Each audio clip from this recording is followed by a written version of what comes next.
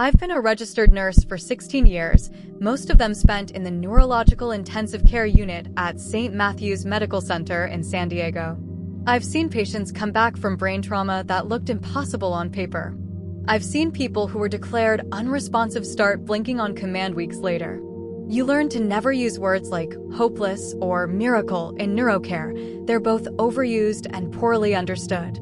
Still, in all those years, I never thought I'd encounter something that would make me question the very basis of what the human nervous system is. That changed last March. I hadn't planned on leaving St. Matthew's. It was my professional home, the place I'd spent over a decade building trust among physicians, residents, and techs. But the case of patient A, later identified as Evan Cross, left me unable to walk those halls again without feeling like the walls themselves were listening. It started the night of March 12, 2024, during a fairly routine swing shift. I clocked in at 6:42 p.m., relieved the day nurse, and got report on our current census: 8 patients for post-craniotomy, 2 stroke recoveries, 1 traumatic brain injury, and 1 metabolic encephalopathy secondary to diabetic ketoacidosis. Nothing out of the ordinary for our floor. At 8:17 p.m., we received an unexpected admission from the ER, male, approximately 30 years old, found collapsed at a local electronics recycling plant. No ID, no witnesses. Initial paramedic report: unresponsive but breathing, pupils equal and reactive, blood glucose 94, normal oxygen saturation. The only abnormal finding was what they called intermittent tremor-like activity, not a seizure, not a spasm. Just rhythmic muscle contractions at regular 5-second intervals, even under sedation. When the stretcher came up the elevator, I was the receiving nurse on duty. The ER nurse, Lydia Hahn, handed me the report and said something I'll never forget. "He's not seizing, but he's sinking." At first, I thought she meant sinking as in synchronizing, like muscle fasciculations. But the way she said it, slow, hesitant, made me think she wasn't just describing physiology. The patient's appearance was unremarkable. Mid-30s, light skin, short hair, muscular build, dressed in industrial coveralls with a faded company patch, Ecotech Reclaim Incorporated. His skin temperature was cool, his respiration rate steady, and his pulse, though slightly irregular, was strong. The tremor was subtle, a fine muscular wave moving across his arms and chest like a pulse that rolled instead of thumped. We transferred him to room 312, connected the EEG leads, and started the full neuromonitoring setup: EEG, cardiac telemetry, continuous pulse oximetry, and end-tidal CO2. By 8:45, the first set of vitals came in normal. But the EEG wasn't. Normally, a resting EEG shows a mix of alpha and beta waves, irregular in rhythm, responsive to stimuli. His pattern was mathematical. Perfectly symmetrical bursts, repeating at exact 5-second intervals, a pattern no human brain should be capable of sustaining under spontaneous conditions. I called our on-call neurologist, Dr. Ian Wallace, a man known for his analytical calm. When he arrived 20 minutes later, I saw something flicker in his expression that I'd never seen before: hesitation. He stared at the monitor, tracing the repeating waveform with his finger, then whispered, "Rachel, this isn't random cortical activity. This is structured." By 10:30 p.m., things started getting stranger. Every time someone approached the bed, whether to adjust leads, check vitals, or even speak, his EEG changed subtly, as if responding to proximity. If I stood 2 feet away, the waveform amplitude rose slightly. If I moved closer, it doubled.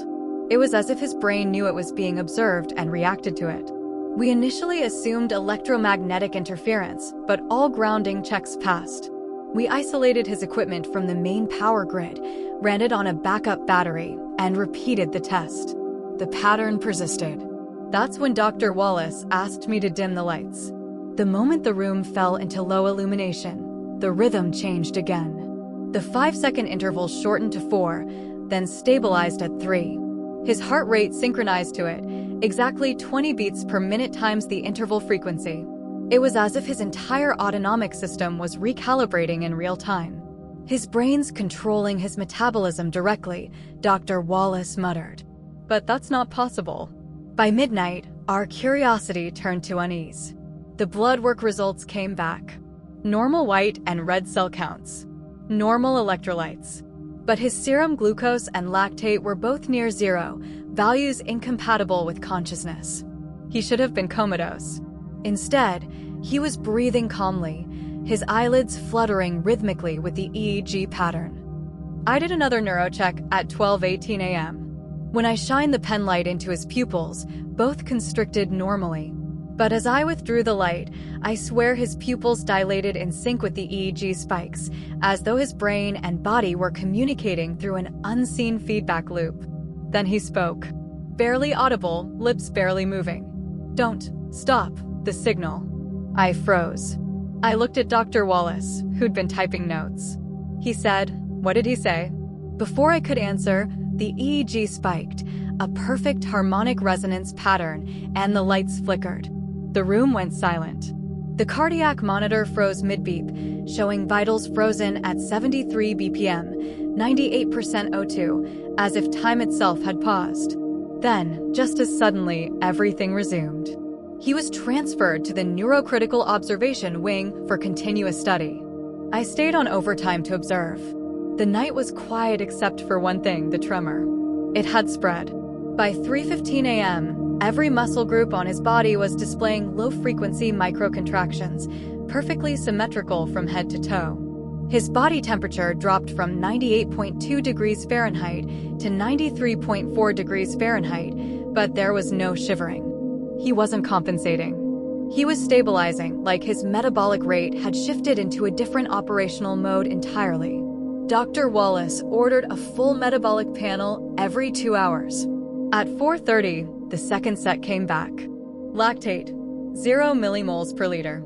ATP turnover markers, immeasurable. Cellular respiration by spectrometry, active. The lab tech called up personally confused. It's like his cells are functioning without producing waste. I remember staring at his face as she said that. He looked peaceful. When I leaned in to check his breathing tube, his eyelids fluttered again. This time his voice was clearer. "You're listening to the wrong part." When I came in the next evening, the unit was buzzing. Word had spread through St. Matthew's, people were calling him the harmonic patient. Neurology, cardiology, and even the biomedical engineering team were now involved. His room looked more like a research lab than an ICU suite, dozens of electrodes, sensors, audio pickups, even directional microphones. I wasn't supposed to be on his case anymore, but Dr. Wallace requested I stay assigned. Continuity of care, he said. But I could tell he wanted someone he trusted if things got weirder. They did. At 10:09 p.m., his EEG pattern suddenly collapsed to flatline, zero activity. Every machine in the room went silent. Dr. Wallace called code blue. We started compressions, bagged him, prepped epinephrine. But just as I reached for the defibrillator paddles, the EEG lit back up, not chaotic, not random. The same 5-second pattern, only this time audible. The overhead speakers connected to the EEG output began to emit a faint tone, a deep oscillating hum that matched the waveform frequency. Everyone in the room froze. The sound wasn't unpleasant. It was almost harmonic, like distant chanting. Then one of the interns, Shaw, whispered, "He's responding to us." Dr. Wallace frowned. "How?" Shaw took a step forward. The waveform changed again, compressing into tighter bands. Then the tone modulated upward, forming what could only be described as structured intervals, patterns consistent with intentional response.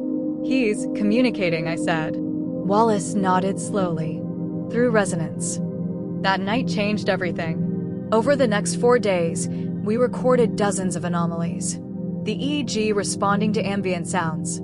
His heart rate aligning with spoken speech rhythm.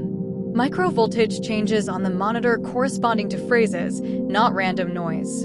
By March 16th, Dr. Wallace had brought in a cognitive neurologist from Stanford, Dr. Lila Pereira, who specialized in nonverbal neural encoding.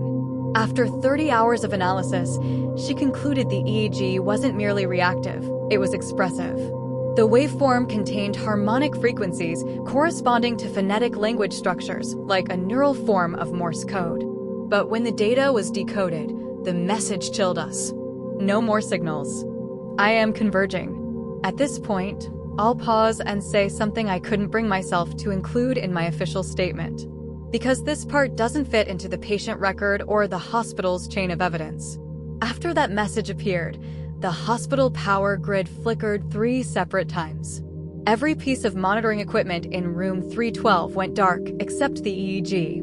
It glowed faint blue, self-powered, as if it was drawing energy from something internal. And then the waveform changed. It started mirroring us. If I took a step forward, the amplitude increased. If Dr. Pereira spoke, the frequency adjusted to her cadence. It wasn't just conscious. It was aware. I remember whispering, "What do you want from us?" The speaker emitted a brief low tone. Then the EEG spelled out a single phrase, 3 repeating wave clusters. Correction complete. And at that moment, every monitor returned to normal. The patient's vitals stabilized, a heart rate 72, temperature 97.9 degrees Fahrenheit, glucose 95, lactate 1.2. He looked human again. But when Dr. Wallace shined the light in his eyes, his pupils didn't react. They weren't eyes anymore. They were mirrors. I didn't sleep after that night. Not because I was frightened, though I was, but because I couldn't stop thinking about that last phrase, correction complete. I spent the following day reviewing every log entry from the patient's chart, trying to understand what it meant. There was no entry under verbal communication, no record of the phrase being transcribed. The EEG data had been archived automatically, but when I went to open the file, the system returned an error, corrupted sequence header. File unreadable. It wasn't corrupted. It was gone. When I arrived at work that night, I noticed Dr. Wallace pacing in the glass-walled conference room that overlooked the neuro unit. He waved me in immediately. "Rachel," he said quietly, "have you noticed anything strange about your shifts since Tuesday?" I hesitated. "You mean besides the man who talks through brainwaves?" He gave a tight smile that didn't reach his eyes. "Something else. Anything electrical?" It took me a second to realize what he meant. The past 2 days, I'd been hearing an intermittent hum at home, soft, low frequency, like the sound of a subwoofer running in another room. I assumed it was from the refrigerator or maybe a nearby transformer. But when I told him, his expression darkened. "You're not the only one," he said. "For people who've been in that room reported the same thing. Engineering checked the circuits, everything's clean. But we're getting ambient field readings from the neuro ward that shouldn't be there." I frowned. Electromagnetic, broadband, and rhythmic. That word again. Rhythmic. The patient, still labeled Evan Cross, presumed identity, was technically stable. Vitals normal, EEG activity consistent, cardiac output excellent. Yet none of it made sense. His metabolic rate was almost too perfect, his cells functioning with an efficiency no medication could induce. Every attempt to collect new EEG data failed. Files saved, but when opened later, displayed only white noise. No waveform. The IT department ran forensic checks and found that the files contained structured binary data that didn't correspond to any known encoding scheme, almost as if the EEG machine was generating something non-biological. Dr. Pereira suggested a full neural imaging series. An fMRI, she said, might clarify whether the signal we'd observed had structural correlates. At 11:10 p.m., we transferred the patient to the imaging suite. As the scanner booted up, the magnetic field readings spiked off scale. The room's ambient magnetic flux rose to 5,000 microtesla, nearly 10 times the baseline field strength. The MRI tech panicked, shutting down the magnet manually. But before it powered off, the machine emitted a sound none of us had ever heard, like a deep, resonant chord, harmonic and layered, echoing through the concrete walls. Then Evan opened his eyes. For the first time since admission, his eyes were no longer blank mirrors. They were reflective surfaces, faintly luminescent under the scanner light, like living metal. He looked straight at me. "It's already begun." And then his EEG flatlined. We rushed him back to neuro ICU, running every protocol we knew. He was still breathing, still warm, still perfused. But every monitor showed nothing. No brain activity. No cardiac rhythm. Nothing. And yet, he blinked. I swear to God, he blinked. When I leaned over to check his pupils, I heard it again, that low hum. Not from the machines, not from the room, but from him. It resonated through the air, subtle but physical. "Dr. Wallace," I whispered, "listen." He pressed his stethoscope to the patient's chest. Then his face went pale. "There's no heartbeat," he said. "But something's vibrating." He moved the diaphragm to the patient's sternum. We both felt it, a steady oscillation, around 12 hertz, like the thrum of an electric transformer. The monitors began flickering. All across the unit, equipment alarms triggered simultaneously, then fell silent. Every patient in the ward experienced momentary tachycardia. Every EEG recorded a synchronized spike. Every brain, 8 of them, unconscious and sedated, responded to the same unseen stimulus. Dr. Pereira ran in, yelling over the alarms. "Every neural monitor on this floor is oscillating at the same frequency."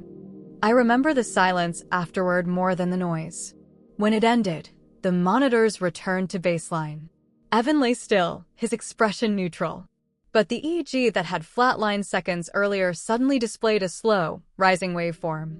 It was no longer the 5-second rhythm we'd seen before.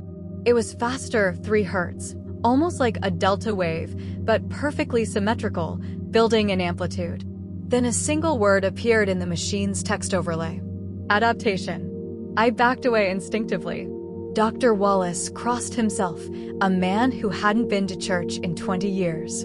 Dr. Pereira stared at the monitor, whispering he's rewriting himself.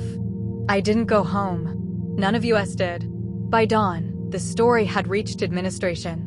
The hospital's chief medical officer, Dr. Tessa Nguyen, ordered all research-related equipment seized. The official report described a monitoring system malfunction. Security escorted the IT technicians from the building under non-disclosure orders. But there were things you can't explain with paperwork. That morning, 3 staff members reported interference on their phones, messages appearing and disappearing in real time. One was from my own hospital pager. It read, "Rachel, still here." When I returned that night, room 312 was sealed. The window blinds were drawn, and 2 men in plain clothes, government, military, maybe both, were stationed outside. They said no one but the attending physician was authorized to enter. Dr. Wallace wasn't answering his phone. Dr. Pereira had been flown back to Stanford, and my badge access to the ward had been revoked. Still, nurses always find ways into places they're not supposed to be. At 11:40 p.m., I used the service corridor through the equipment bay. Room 312's monitor lights glowed faintly through the glass. He was still there. The waveform danced slower now, but steady. As I watched, the EEG line pulsed once, then spelled out 3 distinct wave clusters. Not harm. Learning. Many. The tone that followed was softer than before, more like a whisper than a hum. It wasn't mechanical, it was almost human. Then, without warning, the pattern stopped. A line of pure silence stretched across the screen. The door behind me opened. Dr. Wallace stood there, eyes sunken, exhausted. "I told you to stay away from this room," he said quietly. "What happened to him?" I asked. He looked past me at the monitor. "They're taking him tomorrow. We're being told to destroy the data." "Who's taking him?" He didn't answer.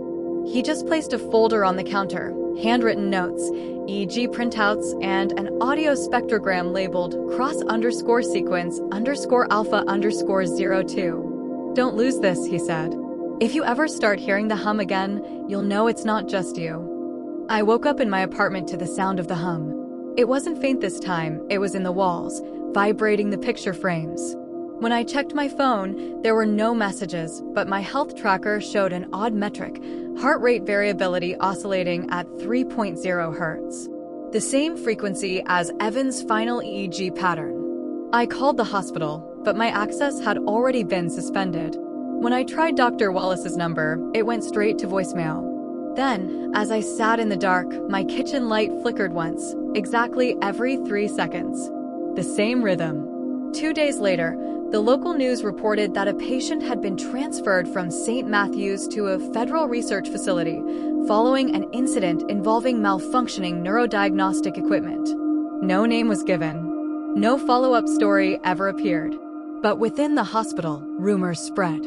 A respiratory therapist said that after Evan's removal, the power grid on the third floor spiked repeatedly, forcing partial evacuation. A biomedical engineer claimed the EEG cables had fused to the wall sockets. And one night shift janitor swore he saw faint blue light pulsing under the door of the now empty room 312. By the end of the month, I submitted my resignation. Officially, I cited occupational burnout. Unofficially, I couldn't handle what my own body had started doing. Every night, as I tried to sleep, I'd hear faint clicking behind my ears, sync to my pulse. And sometimes, just before drifting off, I'd hear a whisper, not a voice exactly, but the memory of one. You're still measuring the wrong part. I went through every medical test imaginable, EEG, EKG, MRI. All normal. Except for one detail the neurologist didn't notice. The raw EEG file from my session contained brief harmonic spikes at exactly 3.0 hertz. When I zoomed in on the waveform, I saw a familiar pattern. 3 clusters. The same as his final message. Not harm. Learning. Many. I don't know how many others were exposed to him. Maybe just the handful of us in the neuro unit. Maybe more. Sometimes I think about what Dr. Pereira said, that our understanding of consciousness is limited by the tools we use to measure it. That we assume thought and biology are confined to the brain because we can't detect it anywhere else. But what if Evan Cross wasn't an anomaly?